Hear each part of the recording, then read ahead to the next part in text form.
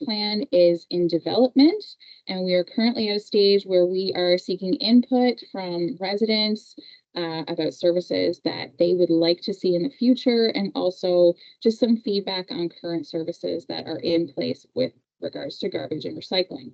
So again, thanks for joining us this evening. First, I would like to start just by acknowledging that this event is taking place on Treaty 8 territory, the traditional lands of the Cree, Dene, and the unceded territory of the Métis peoples, as well as the ancient gathering grounds of many Indigenous peoples. Just a couple of housekeeping items. Tonight, we have disabled the chat version of this webinar, but we have enabled the Q&A section, so you are able to pop your questions in there. Our presenters can see those questions. We do request that you keep your microphones on mute. We will have a time for discussion following the presentation, so just hang tight. But if you do have a question that's burning that you just don't want to forget, pop it in the Q&A section, and we will address your questions. We will also be recording this session. This is just to be transparent, and also just a form of our record keeping. If there's anything that does need to be followed up after the presentation has finished and our time together is closed, we will make sure that we get any extra information to any questions that are unanswered, or any details that you would like further information about. And also, we want to make sure that we are respectful. We keep this as a respectful place, and just everyone have opportunity to share what their thoughts, just in a respectful manner. And yeah, please also, just if we do experience any technical difficulties, just be patient with us. And we're on this journey of the solid waste management plan together. So let's get started. We have some special guests here, and I will let them introduce themselves.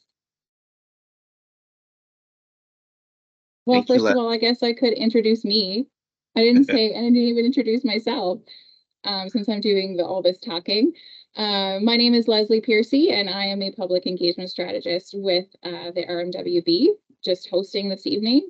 And now I'll pass it on to the real speakers. All right. Thank you very much. My name is Wilbert Yang. I'm an environmental engineer with Tetra Tech, and I'm here working with the RMWB to help them develop their solid waste management plan. Tamara? Hi, my name is Tamara Schulman. I am also with Tetra Tech, and I am supporting solid waste management plan development and engagement.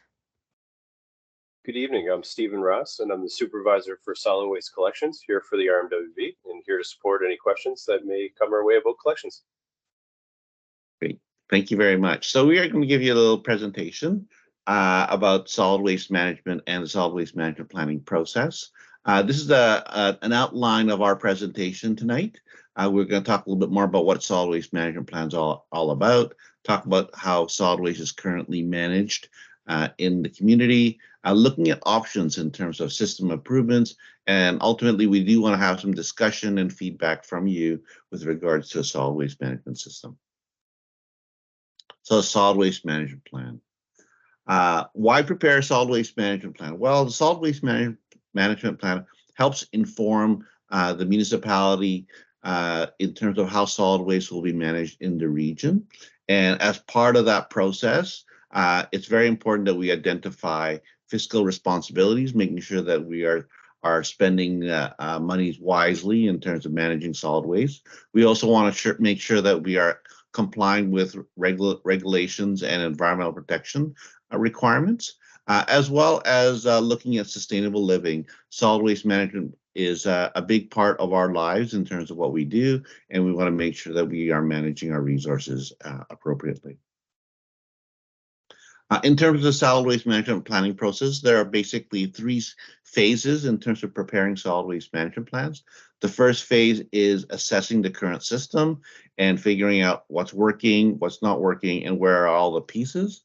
The second phase is more in terms of the development of a plan. This is where public consultation and stakeholder consultation takes place to get feedback from the various stakeholders to figure out what the solid waste management plan could look like and should look like for the future. And phase 3 is actually adoption of that plan and implementation of the plan to make sure that those services are being moved forward.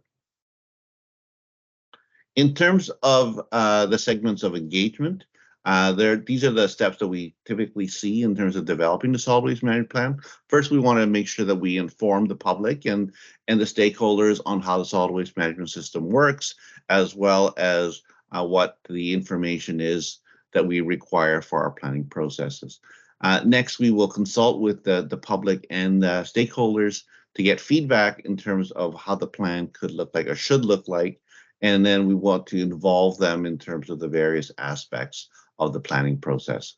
Ultimately, we want to collaborate with the residents and the various stakeholders to make sure that the plan is works for the community moving forward.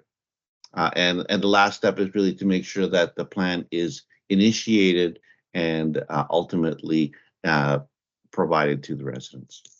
Is there anything you'd like to add to that, Tamara, with regards to segments of engagement? No, thank you. So now I'm going to talk about the current solid waste management system, and this will touch on the people that are in the community, which is called the regional waste shed. I'll talk a little bit more about how waste is collected, where it goes, and materials that are in the garbage that can be diverted, as well as the costs in terms of implementing the solid waste management system. This diagram is what I call a solid waste flow diagram. It helps provide perspective in terms of how solid waste is managed in almost all communities. There are basically 5 various aspects of it. I like to call it the source, then there's the collection, the transfer, processing, and the endpoint. The source kind of helps identify where solid waste is generated. And in our particular situation here, we have single-family homes, we have multifamily homes, or basically apartment buildings. We have the industrial, commercial, and institutional sector, which is your businesses, your stores, your offices, your schools, hospitals, and so forth. And we also have what's called the construction and demolition sector. From there, the waste is generated from those sources are collected, whether it's done by the public sector, the RMWB, or conducted by the private sector, which could be like Waste Management or GFL, or dropped off at depots where materials are collected. Then that material can sometimes end up at a transfer station where it is collected before it goes to the various other facilities for processing, which could be a composting facility or material recovery facility. Recycling facility is kind of another name for it.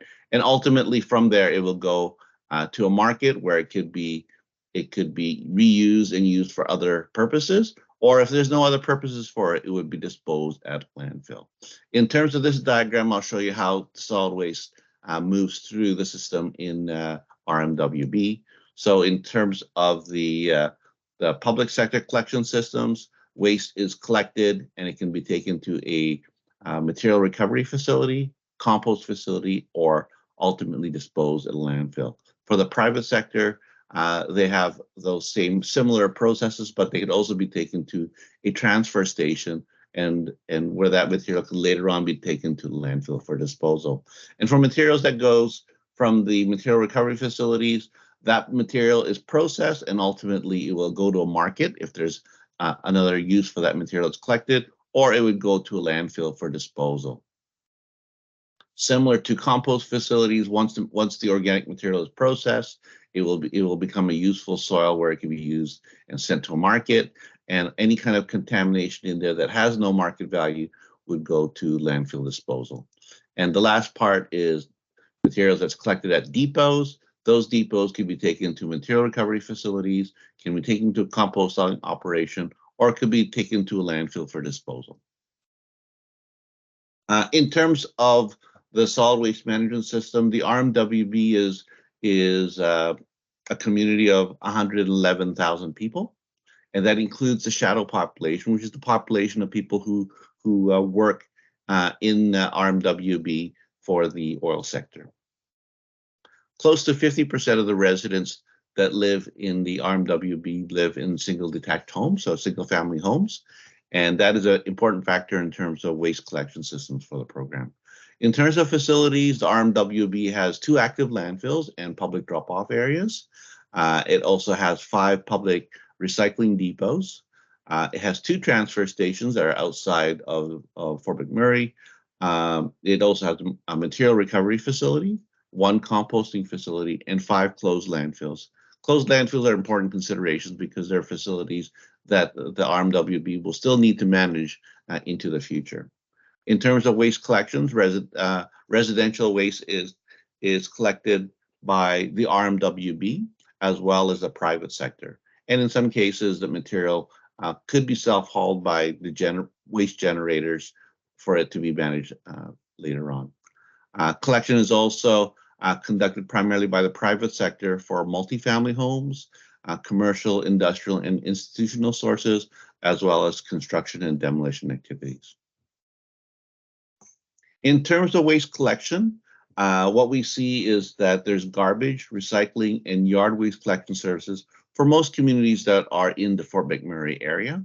Outside of the Fort McMurray area, the waste collection services are limited to garbage only. This map kind of summarizes the services available.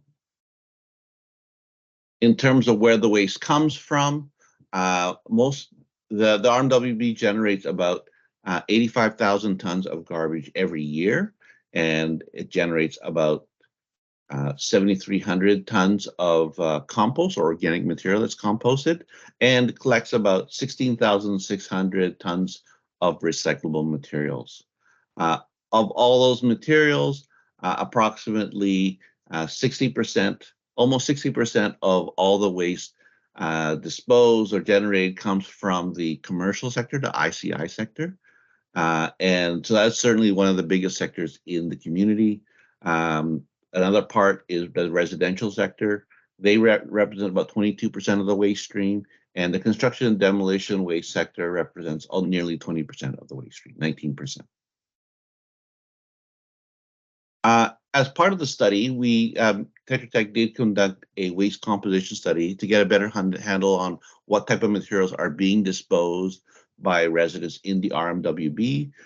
We were able to find that it's a series of compostable materials, recycled materials, product stewardship materials, and other divertible materials, and garbage. The important consideration here is through our analysis, we found that nearly 75% of the material are divertible materials that could be diverted through either composting or recycling. We also conducted the waste composition study for the construction and demolition sector. And what we found in that particular sector is that about 50% of the waste stream could be diverted from landfills. In terms of financial considerations, the RMWB spends about $14.5 million per year for providing solid waste services, and the big parts of that program of the costs are spent on the recycling program, the landfill disposal program, as well as waste collections. So it gives you some perspective as well as administration of the various programs. So this diagram just kind of provides some perspective on the various aspects of the financial system, or how resources or monies are spent for managing solid waste. With that part, I'm going to move to the options development section, and I'm going to pass it on to Tamara, who will provide a little bit more context in terms of options for development. Great. Thank you, Wilbert.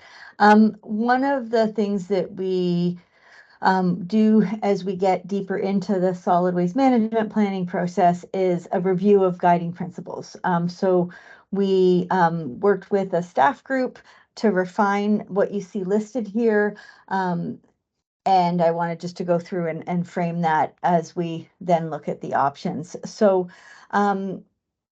one of the pieces that came up that ties into the original proposal and how the work was framed is to promote the first 3 R's, and that's reduce, reuse, recycle to move towards zero waste. And zero waste is something that's often can be considered aspirational.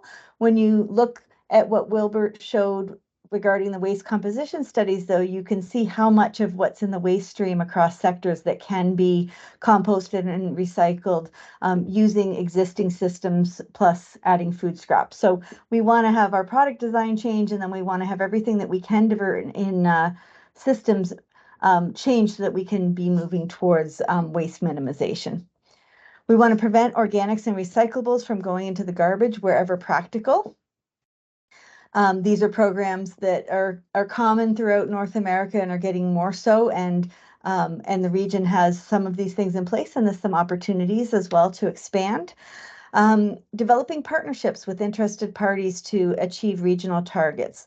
That is another one that came to light, given that at the provincial level, there are some other legislative components that are going to be helping to drive diversion, such as extended producer responsibility, which is the idea that product stewardship by the manufacturers and brand owners makes it such that they are responsible for the end-of-life management of those materials. So when you think about your Blue Box program, that means that instead of being funded by the taxpayer, it's actually the manufacturers and a group that represents those folks that's helping to move that forward. So those are some of the changes that we want to be aware of as we're developing the plan. Maintaining a cost-effective system while optimizing diversion and local jobs. This is always the balance that we're seeking, and that is also the case here. And then managing residuals responsibly and prioritize removing and diverting those hazardous substances from landfill. That's what we know adds to leachate and can have a negative legacy over time. So we want to get those out. And then on the right, you can see the hierarchy, that reverse triangle that we so often see. And this one has a few extra steps in it. It talks about rethinking and redesigning our products and thinking about what's durable or could be disassembled and fixed and repaired. Then we've got reduce, then we've got reuse, which would also include repairing and sharing, recycling, compost, recovering for energy, and then residuals management. Next slide.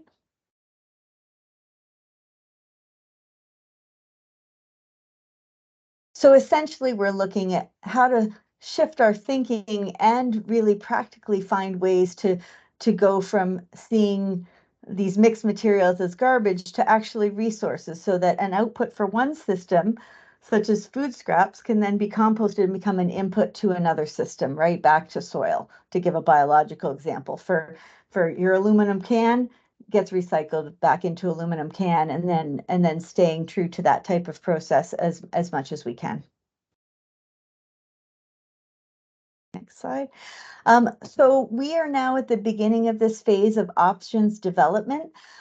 So you can see the different materials and ideas that are listed to the right. They apply both to residential and ICI, which is light industrial, commercial, and institutional.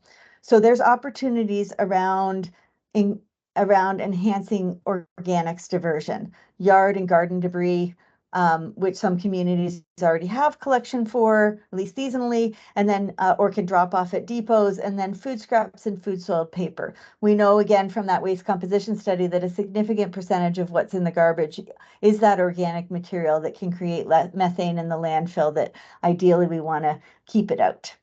And then the next one's recycling, right? We know our Blue Box or containers that collect paper and then a mix of metal, plastic, and glass containers. HHW is household hazardous waste, which we talked about briefly, and also bulky materials, the mattresses, the furniture, those large items. We want to get those out. They take space up in the landfill, and we want to extend the life of the landfill for as long as possible.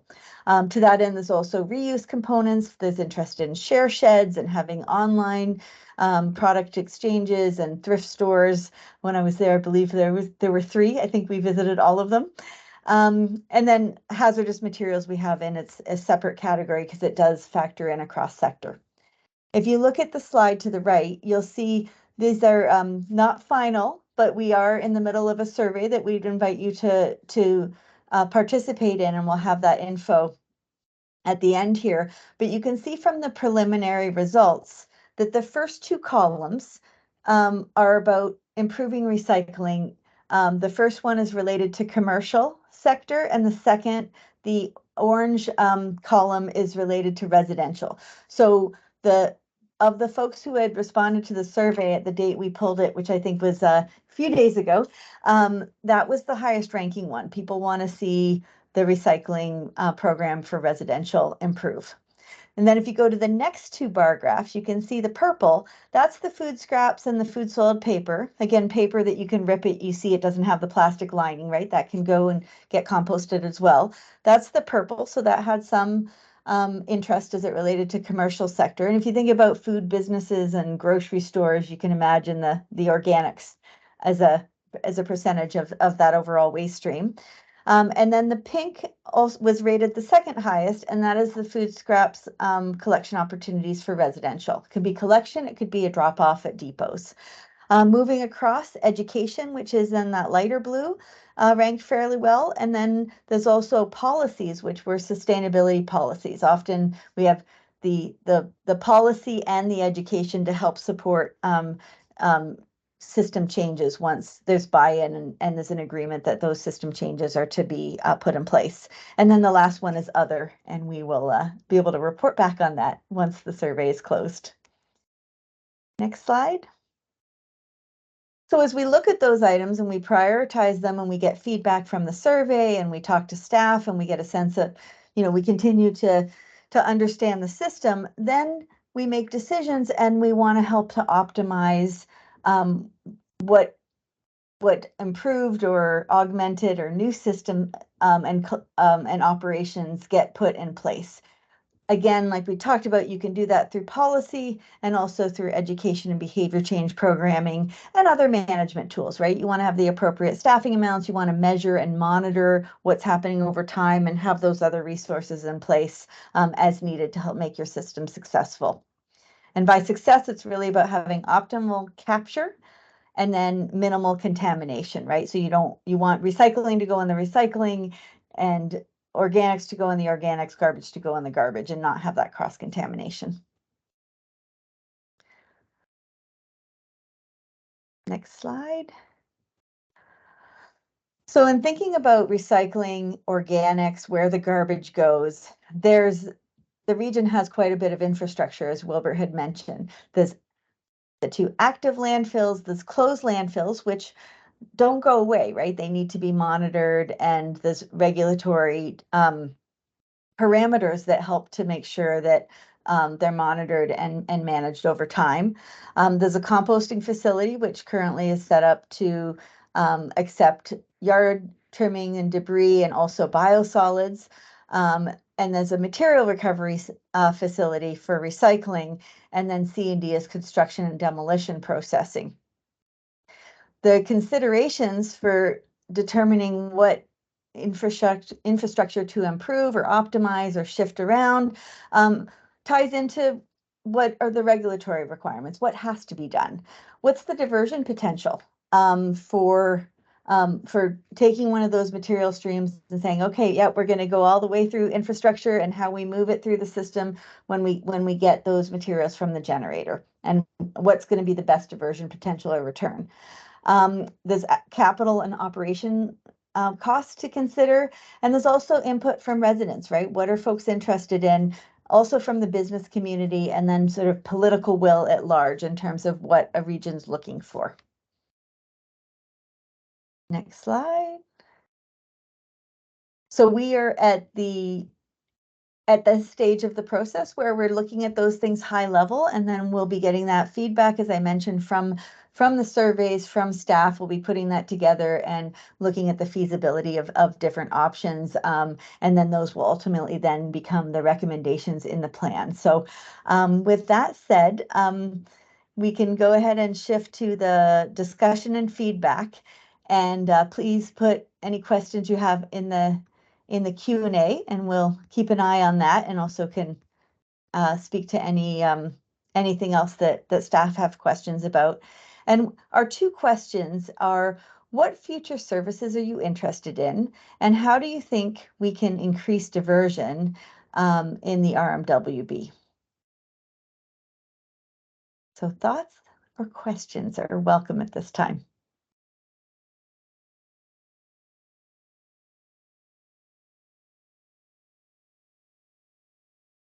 Yes, there's a question, hands up. I'm sorry, I know you asked not to turn on the microphone, but when I click on the Q&A button, nothing happens. So. And the volume's working, so go ahead and we'll do our best here. Okay, I had a few questions. I have a few questions if that's okay. The first is, so we have an existing composting facility, but one of the biggest things that you've been talking about is the potential ability to divert kitchen waste, food scraps from both residential and commercial. How much additional construction, what would need to be added to the existing composting facility to be able to accommodate that? That's a good question. It could be, you could certainly compost food waste with the existing system. I think when you do that, there's a little bit more challenges in terms of managing some of the environmental considerations, but it really depends on the technology or the level of technology that is required to meet regulatory requirements. So right now they have what's called a windrow composting system at the landfill, and they're able to compost biosolids and wood waste and yard waste at that facility. They can technically process food waste there as well, but it will require additional infrastructure to make sure that it's done well, doesn't create excessive amounts of odor, and doesn't create excessive amounts of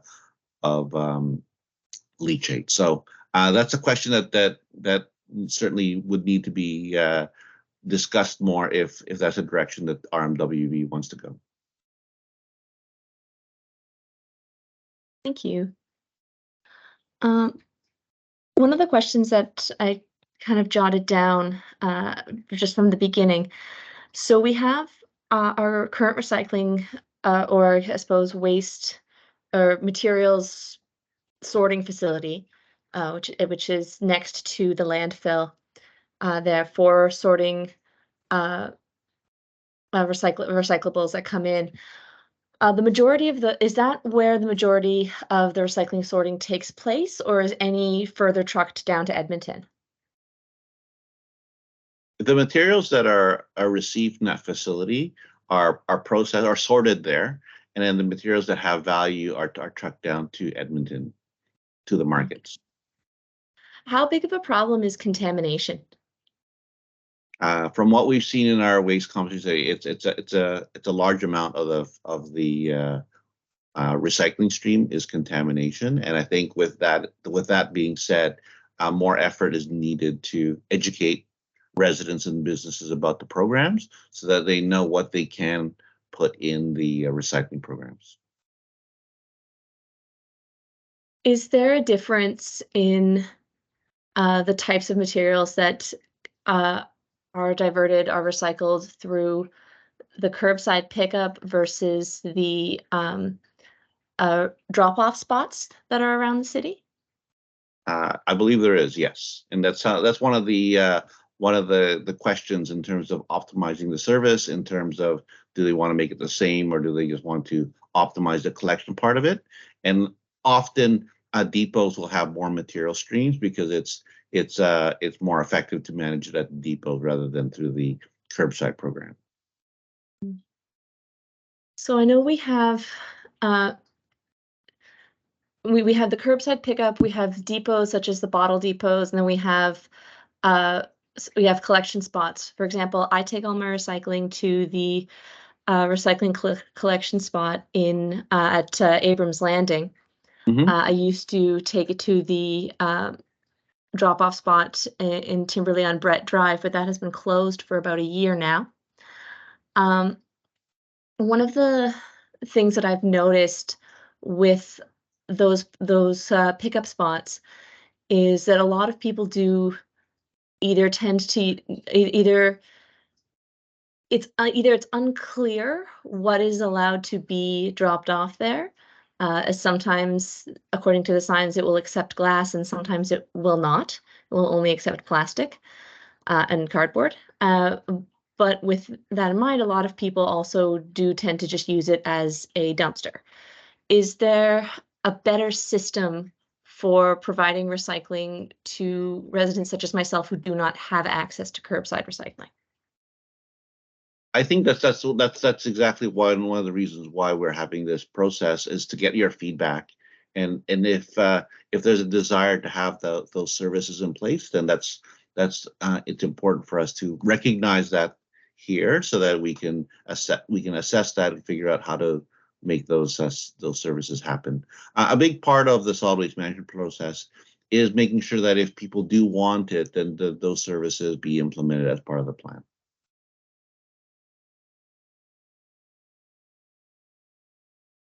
How much buy-in have you gotten from businesses and industry in the region for solid waste management and recycling, compost, and garbage diversion? You go ahead. Oh, I was going to say that's a great question, and that's actually part of our engagement process, is reaching out to different groups of businesses as one of our next steps. Cool.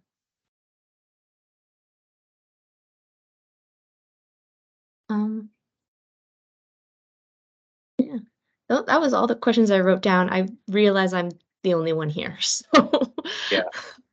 No, we The had a few session's being people. recorded though, and your questions are great, so thank you for contributing. I did actually have one more question. Something that stood out to me on one of your earlier graphs is you did mention multifamily, so apartment buildings, multifamily uh, buildings. So that's just under 50% of the population of the regional municipality. I know from my own experience, my apartment building has a private garbage pickup, and then through that, there is no recycling diversion. If we were to adopt an expanded strategy or newer strategy for solid waste management and diversion, is there opportunities to engage with multifamily units, such as apartment buildings, such as or condos or rental units, to make it easier for recycling, diversion, or composting, or anything like that?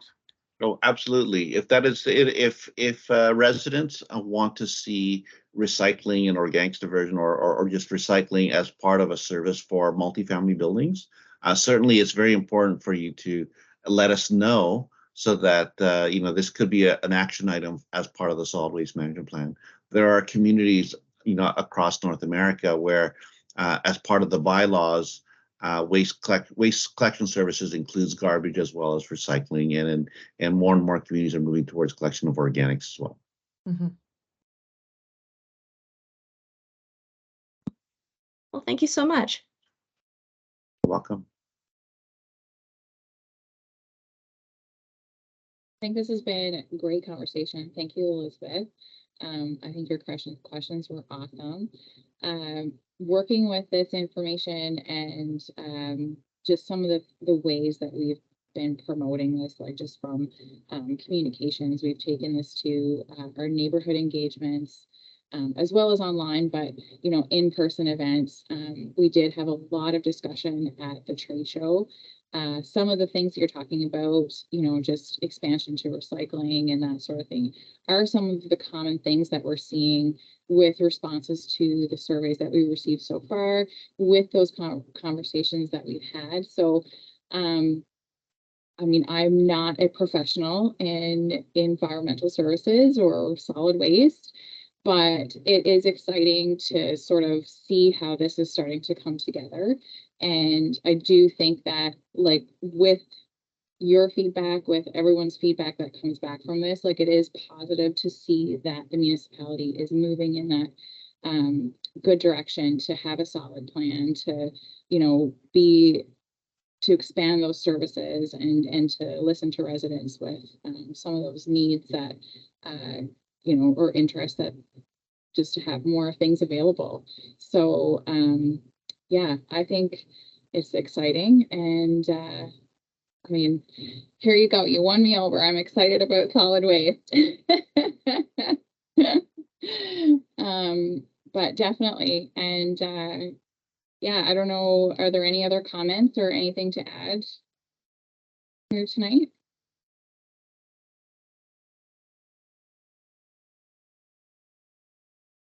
I just want to thank you, Elizabeth, for coming to our public meeting.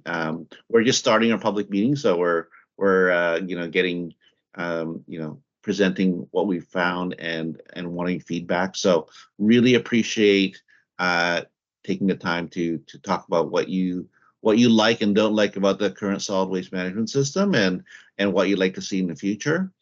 Certainly, if you have any friends and relatives and so forth, make sure you tell them about your experience here and have them be involved in this process as well. I think that it's important for us to get feedback so that we know what kind of a system residences and businesses want to see in RMWB, so that we can incorporate all those ideas into the solid waste management plan.